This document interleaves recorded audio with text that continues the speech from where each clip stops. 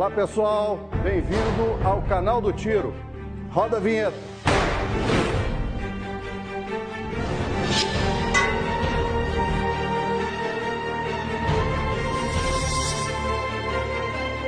Olá amigos do canal do Tiro, bem-vindo à nova temporada 2025 do canal do Tiro.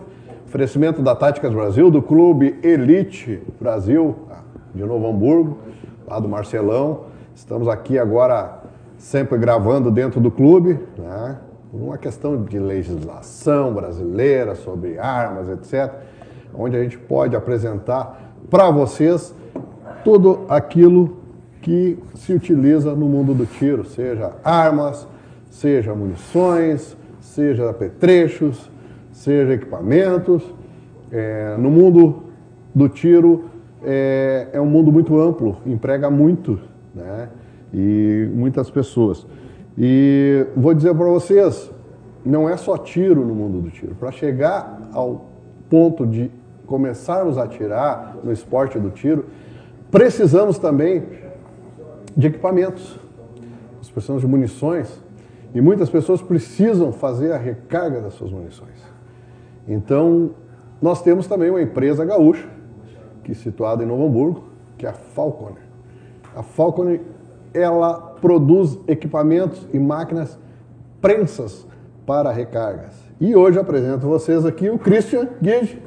Grande Christian, obrigado por mais uma vez aí estar acompanhando o canal do Tiro e trazendo aí essas questões do mundo do tiro, de equipamentos para recargas, maquinário, né? E além de ser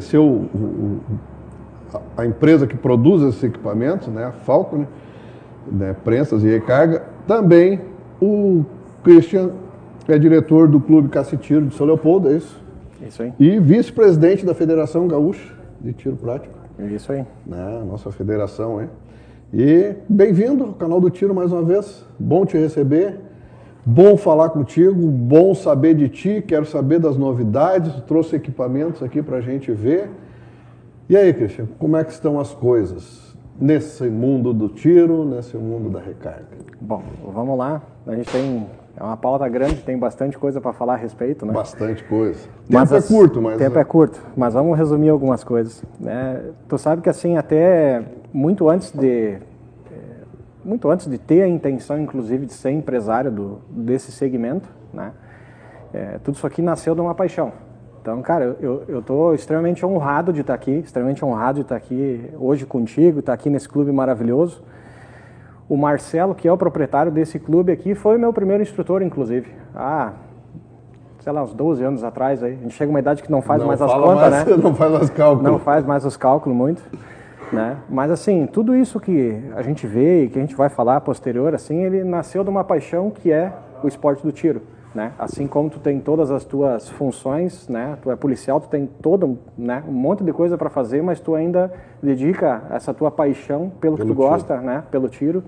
Então é uma coisa que a gente tem em comum, assim como muitas outras pessoas, né?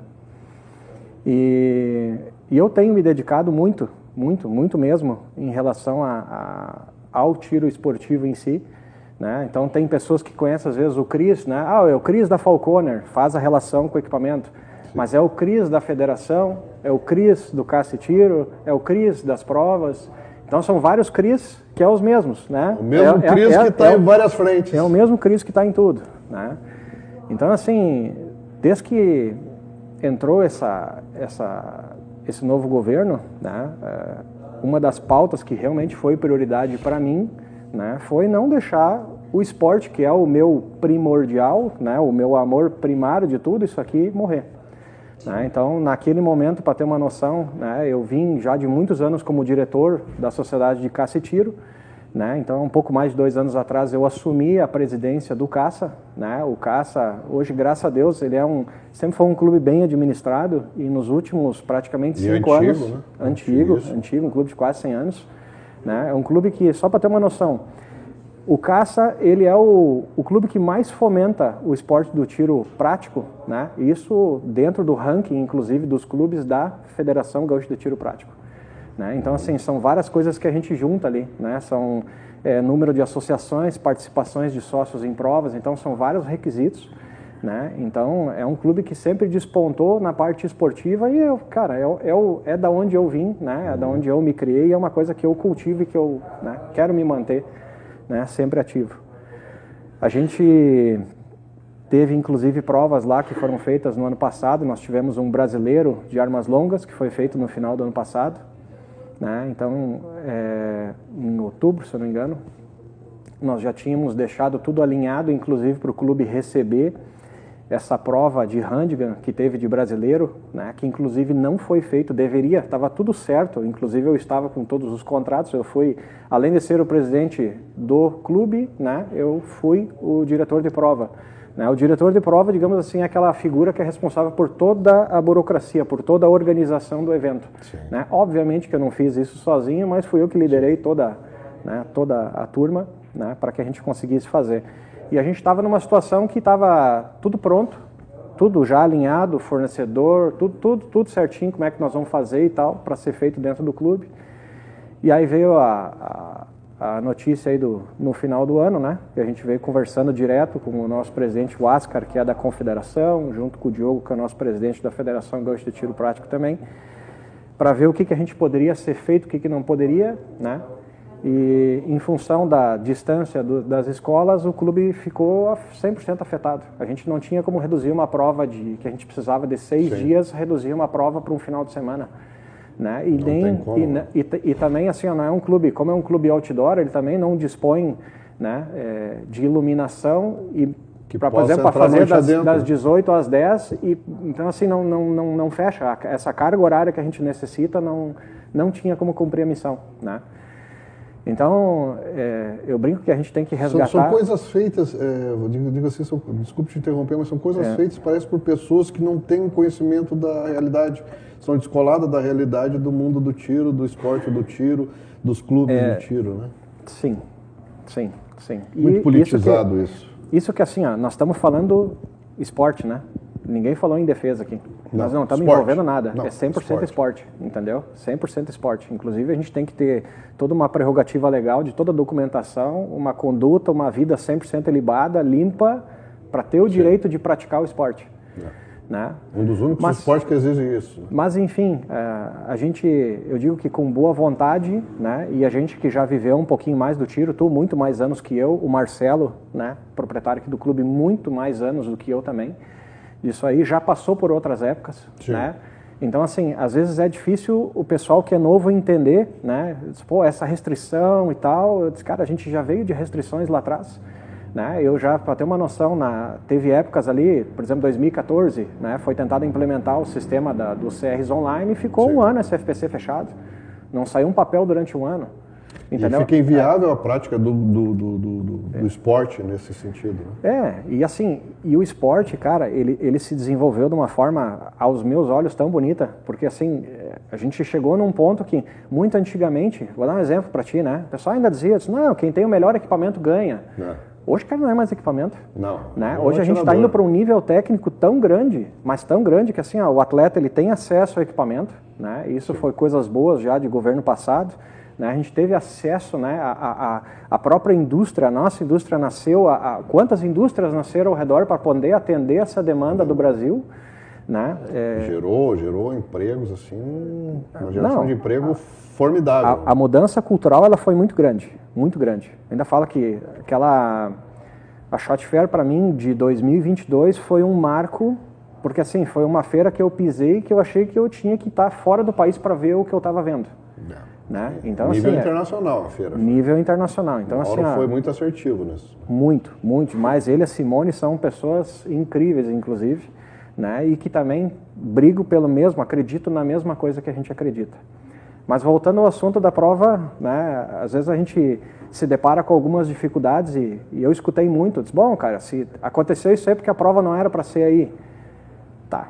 Mas peraí, nós já estamos desistindo antes da coisa acontecer, entendeu? Tá, ela não pôde ser lá, mas o que a gente vai fazer, o que não vamos fazer, né? Muito debatido, inclusive, dentro da própria diretoria, né? Então a gente fez uma sessão de locação do Soca Pesca, porque essa é uma prova que é administrada pela federação, né, essa etapa nacional, e fizemos a prova dentro do Soca Pesca. Agora tu imagina a dificuldade para toda primeiro que eu tive que desmontar todos os meus contratos, desfazer, conversar um por um, né, com os prestadores de serviço, até por, né, questões contratuais, para a gente não ter nenhum prejuízo, né, tivemos que reconstruir tudo, correr atrás de tudo, e mesmo assim, cara, fizemos uma prova nível de excelência altíssimo, entendeu? Fantástica.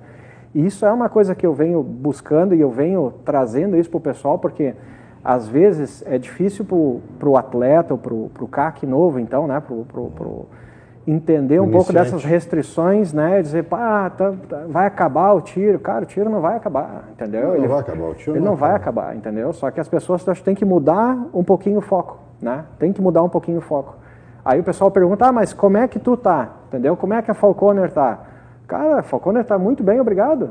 Entendeu? Está muito bem, obrigado. A gente, cara, é administrável a situação. Baixou o faturamento, baixou, beleza. Mas eu vou dizer assim, ponto positivo para mim. Qualifica mais também? Muito mais. Mas vou dizer assim, ponto positivo para mim, eu, Cris, quando a gente está cheio de serviço, eu não tenho tempo para nada. Eu pude trabalhar na prova ano passado, eu fui para o Latino-Americano em Córdoba, trabalhei como árbitro. Como eu falei para ti, eu tenho, cara, eu sou enlouquecido pelo tiro prático, eu adoro isso aqui, eu adoro esse negócio, eu adoro esse vício que a gente tem, né? Eu digo que a minha, entre aspas, minha cachaça é a pólvora, né? Não tenho nenhum outro vício, graças a Deus, mas o tiro é uma coisa que eu não consigo, né, arredar o pé. Não te distancia, não? Não. Que bom, então, assim, isso é muito bom, isso é positivo, isso é um crescimento que tu demonstra, romper essas barreiras é muito importante, são desafios. E que, como tu disse, o esporte do tiro não vai acabar. A gente, como brasileiro, a gente sabe se adaptar muito bem.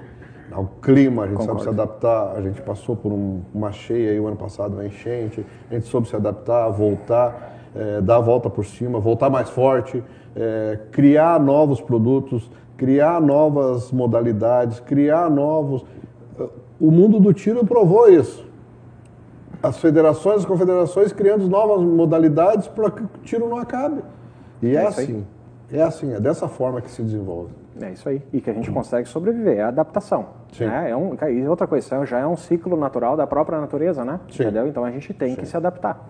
Até fazendo um gancho que tu falou até em relação à enchente, isso aqui é uma coisa legal até de deixar registrado. Cara, a união... Por isso que eu digo, eu comecei a ver fé, a gente enxerga algumas coisas que às vezes não é tão apalpável em alguns momentos. Mas vou te dar um exemplo aqui, ó. Com toda essa confusão aí de cheia, de não sei o quê, cara, a gente teve vários clubes aqui no estado, né? Vários clubes aqui no estado em que cederam o espaço deles, cederam, né, toda a estrutura, a logística, a locação, tudo para quê? Para que a gente pudesse estar recebendo material, redistribuindo, auxiliando. Isso foi muito bonito. Vou dar um exemplo para ti até específico do Caça. O Caça abrigou família lá dentro, né? A gente recebeu, cara, várias jamantas de comida, água, bebida, isso tudo que foi destinado para a comunidade local. A comunidade do tiro, quando eu digo que é comunidade, eu digo que a gente realmente é uma comunidade, porque assim, o Brasil inteiro se reuniu para mandar material.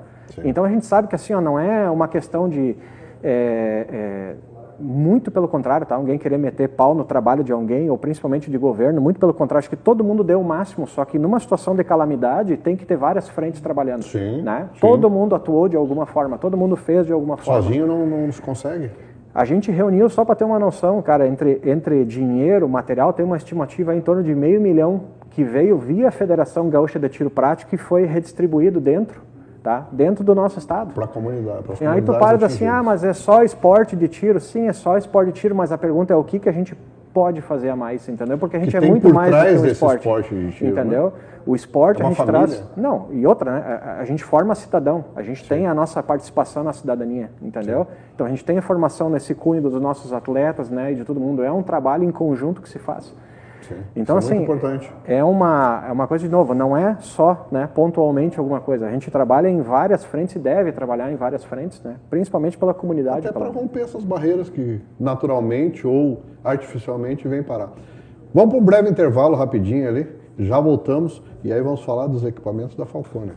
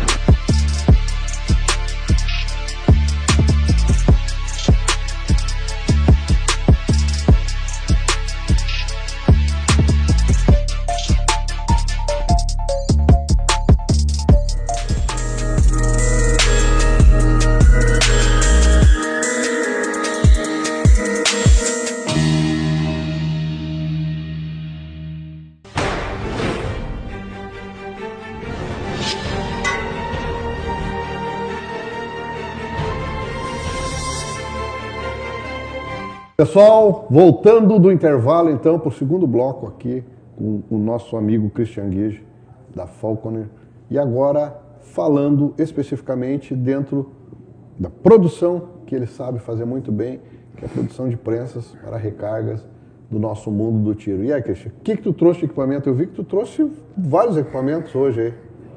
Trouxe pouco, né?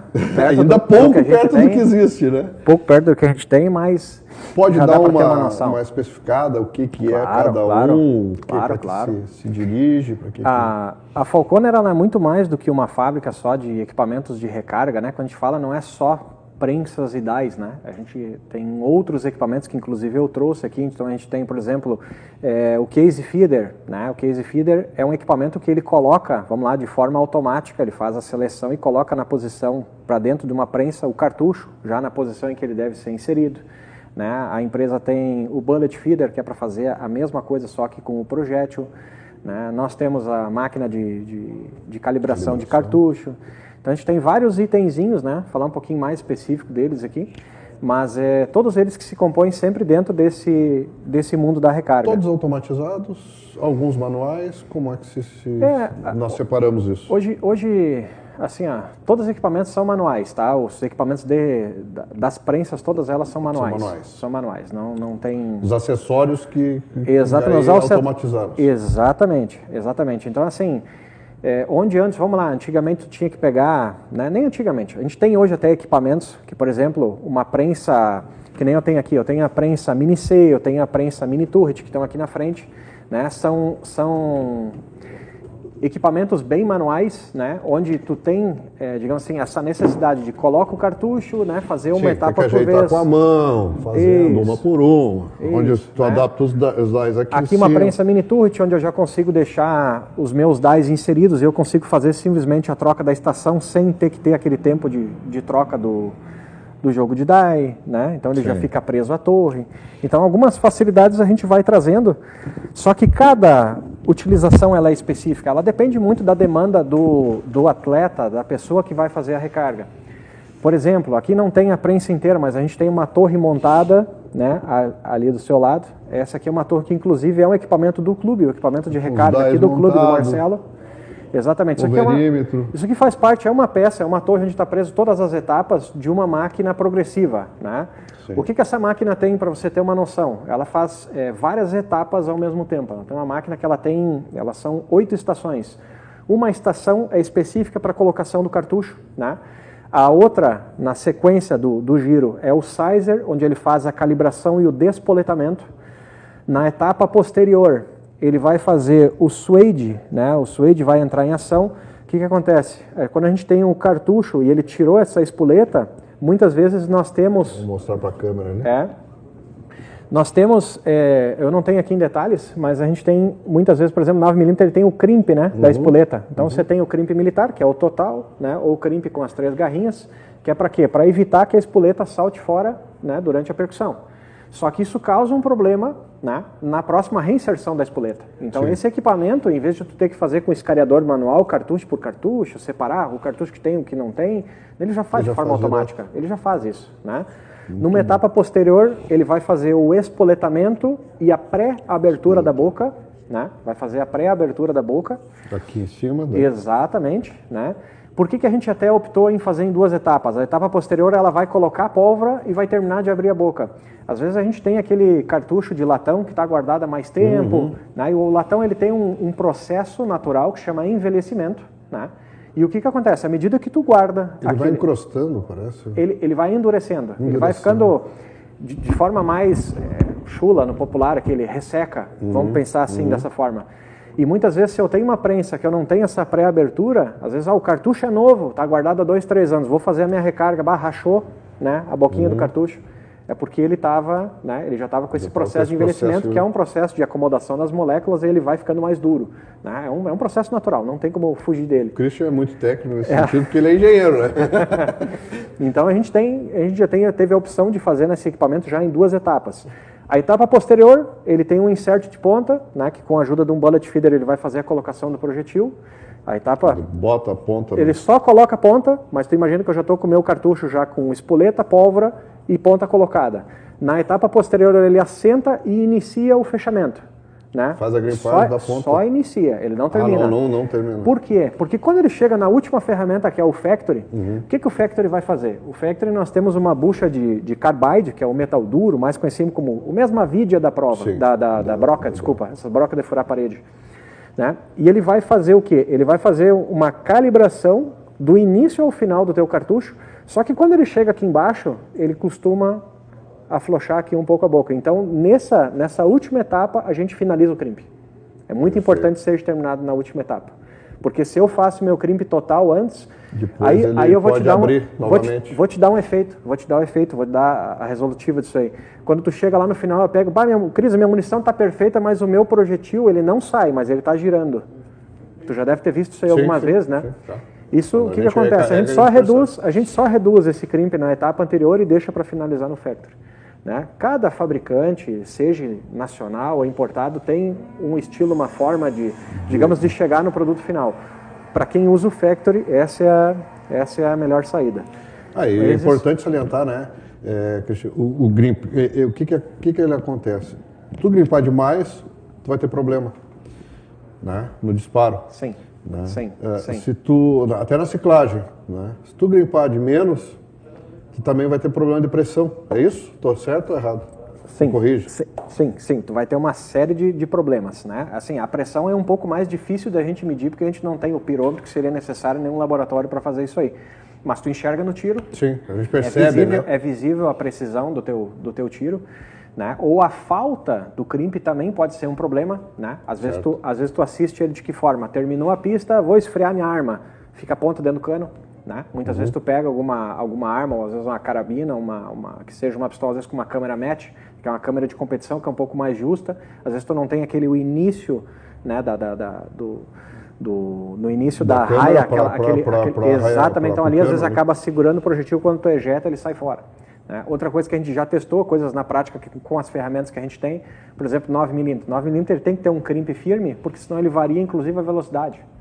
Então são pequenos detalhes que fazem... O cartucho já é cônico, então também é mais complicado. Exatamente. Né? Então hoje assim, eu entendo, né, e eu trago isso para a minha realidade, que assim, hoje ficou tão técnico o esporte, né? O pessoal está brigando por 0,01% numa prova de um hit para chegar lá e eu alcançar o meu primeiro lugar, que tudo que tu fizer a mais, entendendo o que tu faça dentro do projeto, tu vai trazer, né, o benefício pro atirador. Pro atirador. Quando a gente fala hoje, a recarga diminuiu o custo, cara, às vezes não é nem a questão de diminuir, é tu ter controle do teu processo. É tu ter uma... É saber o tipo de munição que tu está utilizando. Eu tenho confiança naquela munição. Eu tenho confiança de que eu fiz a munição com equipamento bom, com equipamento correto, com equipamento Falconer, por exemplo. Sim. E eu sei que todas vão disparar e todas vão ter a mesma precisão. Sim, exatamente. Então eu não vou me preocupar com a munição. Exatamente. Vou me preocupar com a recarga, carregar, com agilidade. E outra, quando a gente entra para dentro desse mundo da recarga, eu trato isso como um universo. Tá? Hoje, assim, se tu tem essa capacidade de fazer a troca de pólvora, troca de espoleta, vai variar a velocidade. Sim. Tá? É uma coisa que, cara, é incrível, mas é só não, um detalhe, de lote para lote, mesmo. A pólvora de lote para lote já varia, a espoleta de modelo, de marca para marca já varia. Tudo. Então, assim, é comum o atleta ponta fazer o seu acerto pelo recuo, pela precisão que ele quer, pela distância que ele quer, de acordo com o equipamento que ele tem. Né? Por exemplo, eu tenho as 4, 5 armas 9mm, eu tenho uma recarga para cada arma. Né? Se eu quero extrair tudo que eu tenho uma recarga para cada arma. Sim. Entendeu? É pequena diferença, sucinta, sim, mas naquela arma faz diferença para mim. Toda a diferença. Então... Parabéns, Cristian, parabéns. Cada vez que a gente conversa, mais novidades tu traz. A Falconer está despontando e sempre está presente nos eventos do mundo do tiro, que a gente percebe. Desejo sucesso ao Falconer, desejo sucesso para ti na empreitada do clube, do caça, da federação. Né? Quero trazer o Diogo também para conversar um pouco sobre a federação, né? E botar o canal do Tiro à tua disposição. Te agradecer mais uma vez pela presença, por ter podido trazer o equipamento para a gente poder mostrar. Isso é muito importante. E volte sempre, que aqui não tem tramela, que nem diz outra. A porta está sempre aberta. Obrigado mais uma vez. Obrigado pela pessoa que tu é. De coração agradecido mesmo. né? O Ivan tem nos acompanhado, inclusive a própria federação, em outros eventos que a gente tem feito de tiro esportivo. Queremos né, acompanhar em outras muito mais a provas. partir de agora. Muito obrigado, cara. Obrigado Valeu. mesmo. Obrigadão. Obrigado a Vale TV também. Um abraço a todos e até o próximo episódio.